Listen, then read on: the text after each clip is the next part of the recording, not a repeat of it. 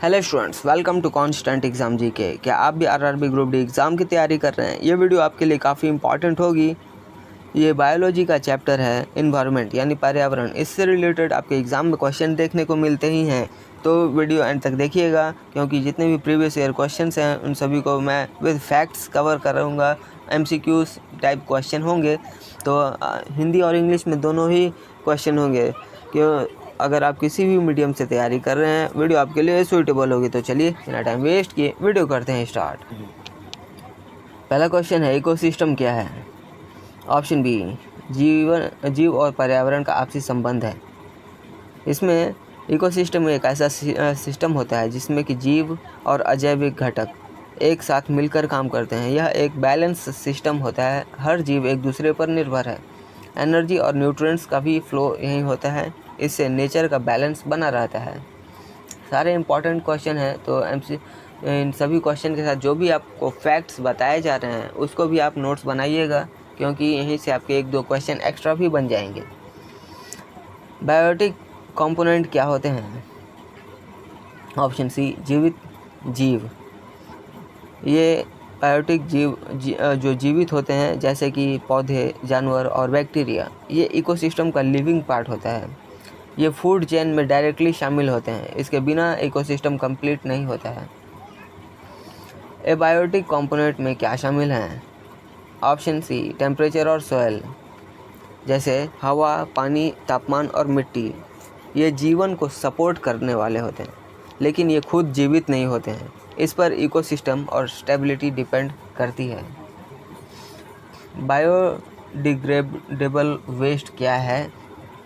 Biodegradable waste, option C, kitchen waste होता है। जी हाँ, जो किचन में फल सब्जियों को काट के फेंक दिया जाता है, जैसे उनके छिलकों, फल के छिलके और कचरे, इससे बैक्टीरिया और फंगी डिस्ट्रॉय कर देते हैं और यह एनवायरनमेंट को ज़्यादा नुकसान नहीं देता है।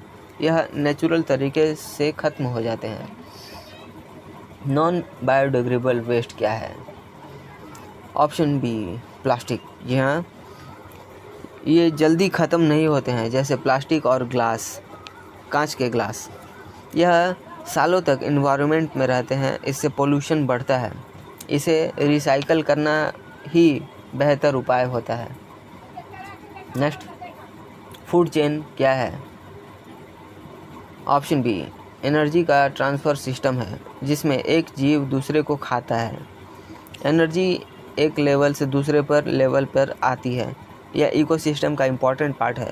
जैसे कि एक चूहे को बिल्ली खा लेगी, बिल्ली को कुत्ता खा लेगा, जैसे कि आपको बताया गया है। उस तरह जंगलों में हिरण, चाहे जितने भी फल शाकाहारी जितने भी जानवर होते हैं, उसको मांसाहारी जानवर खा लेते हैं। तो इस तरह ये सर्वाइवल इससे पॉसिबल होता है, और यही फूड चेन कहलाता है।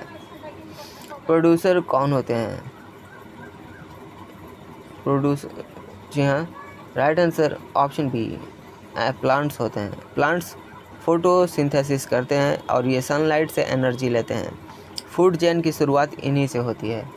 इन्हें ही जितने भी शाकाहारी जानवर होते हैं, इनके पत्ती या इनके पार्ट्स को खाते हैं, और यहीं से फूड चेन की शुरुआत होती है। 100% लॉ किसने दिया है? Option C, Lindeman.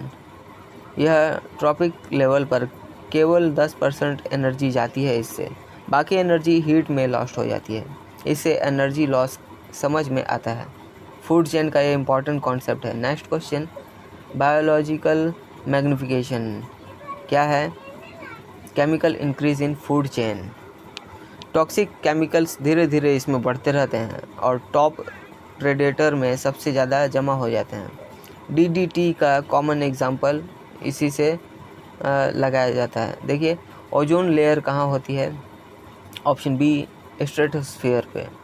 Ozone layer atmosphere के स्ट्रेटोस्फीयर में होती है, और ये UV रे से पृथ्वी को बचाती है। ये UV रे क्या है? अल्ट्रा वायलेट किरणें, जो कि सूर्य से आती हैं, और ये अगर हमारे पृथ्वी पर डायरेक्ट आने लगें तो जीवन संभव नहीं पड़ेगा, क्योंकि इसमें बहुत सारे ऐसे बैक्टीरियाज होते हैं जो शरीर के चमड़े या फिर मांस को सड़ा भी सकते हैं और इससे कैंसर भी हो जाता है।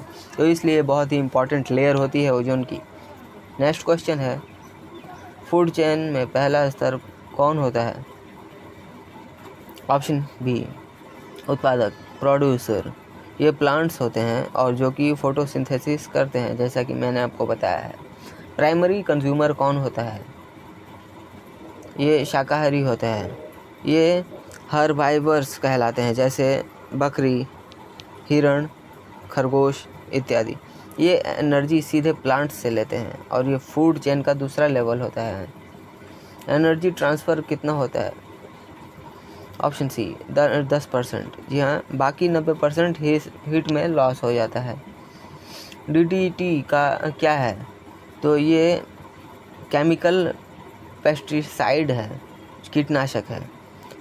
तो ऑप्शन बी।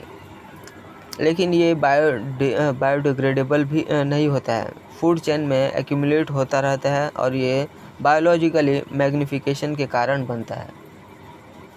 ओजोन लेयर का मुख्य काम क्या है? यूवी रे को रोकना। CFC कहाँ से निकलते हैं? CFC यानी क्लोरोफ्लोरोकार्बन इसका नाम है और ये बहुत ही खतरनाक होते हैं। ऑप्शन बी, AC और रेफ्रिजरेटर से निकलते हैं। ये ओजोन लेयर को डैमेज करते हैं। इससे ओजोन डिप्लेटिंग होता रहता है और एनवायरनमेंट के लिए ये हार्मफुल है। डिकम्पोजर कौन होते हैं? बैक्टीरिया और फंगी। ये न्यूट्रिएंट्स वापस सॉइल में डालते हैं, इकोसिस्टम को रिसाइकिल करते हैं। इनके बिना लाइफ साइकिल कंप्लीट नहीं होता है। नॉन बायोडिग्रेडेबल वेस्ट का एग्जांपल क्या है? प्लास्टिक।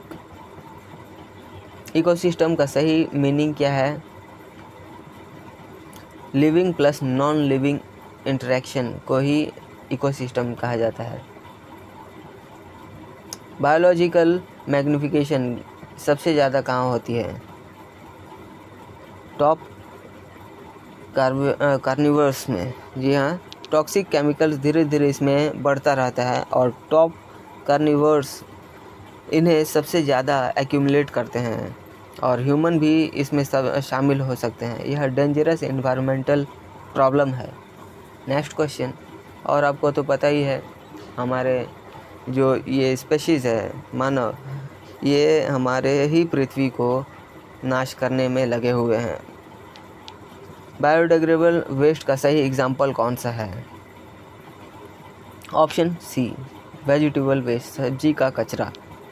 जैसे सब्जी और इसके फल के छिलके जो होते हैं, इससे बैक्टीरिया और फंगी तोड़ देते हैं और यह एनवायरनमेंट में सबसे ज़्यादा समय नहीं रहता है। इससे पोल्यूशन कम होता है। एनर्जी पिरामिड में सबसे ज़्यादा एनर्जी कहाँ होती है? उत्पादक, प्रोड्यूसर में। ओजोन लेयर हमें किससे बचाती है? तो यूवी रेज, पराबैंगनी किरणों से बचाती है। फूड चेन का सही क्रम क्या है? ऑप्शन बी, प्रोड्यूसर, हर्बाइवर और कार्निवर। जी हाँ, फूड चेन में हमेशा प्रोड्यूसर से शुरू होता है, फिर हर्बाइवर इन्हें खाते हैं और उसके बाद कार्निवर्स आते हैं। यह एनर्जी फ्लो को दिखाता है और इकोसिस्टम का बेसिक स्ट्रक्चर है। CFC, क्लोरोफ्लोरोकार्बन का मुख्य नुकसान क्या है? ओजोन लेयर का डैमेज होना। डिकम्पोजर का मुख्य कार्य क्या है? डेड मैटर को तोड़ना। ये न्यूट्रिएंट्स को वापस सॉइल में डालते हैं, जैसे बैक्टीरिया और फंगी। बायोलॉजिकल मैग्नीफिकेशन का कारण क्या है?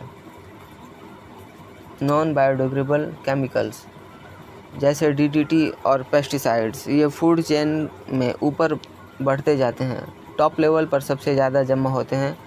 यह हार्मफुल प्रोसेस है। इकोसिस्टम का बैलेंस कौन मेंटेन करता है? बायोटिक प्लस एबायोटिक कंपोनेंट सब एक दूसरे पर डिपेंड करते हैं, जैसे प्लांट, एनिमल हवा, जल, इनसे सभी अगर एक डिस्टर्ब हो जाए तो बैलेंस बिगड़ जाएगा। वेस्ट मैनेजमेंट का सही तरीका क्या है? Option C, segregation and recycling. Recycling से पॉल्यूशन कम होता है, इन्वायरमेंट सेफ रहता है। मॉन्ट्रियल प्रोटोकॉल किससे जुड़ा हुआ है? ऑप्शन बी, ओजोन प्रोटेक्शन से। और ये कब हुआ था? तो 1987 में ये साइन किया गया था, याद रखिएगा। बहुत ही इंपॉर्टेंट क्वेश्चन है, आपके एग्ज़ाम में डायरेक्ट पूछा जा सकता है।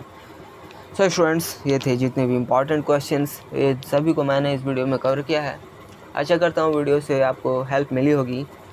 अगर वीडियो से हेल्प मिली है, वीडियो को एक लाइक ज़रूर करिएगा, और चैनल पर नए हैं चैनल को भी ज़रूर सब्सक्राइब करिए, क्योंकि इस तरह के टॉपिक्स जो आपके आरआरबी ग्रुप डी एग्ज़ाम में डायरेक्ट पूछे जाएंगे, उन सभी को मैं इस वीडियो में कवर कर रहा हूँ। और उन सारे टॉपिक्स को अपने प्लेलिस्ट बना रखी है मैंने।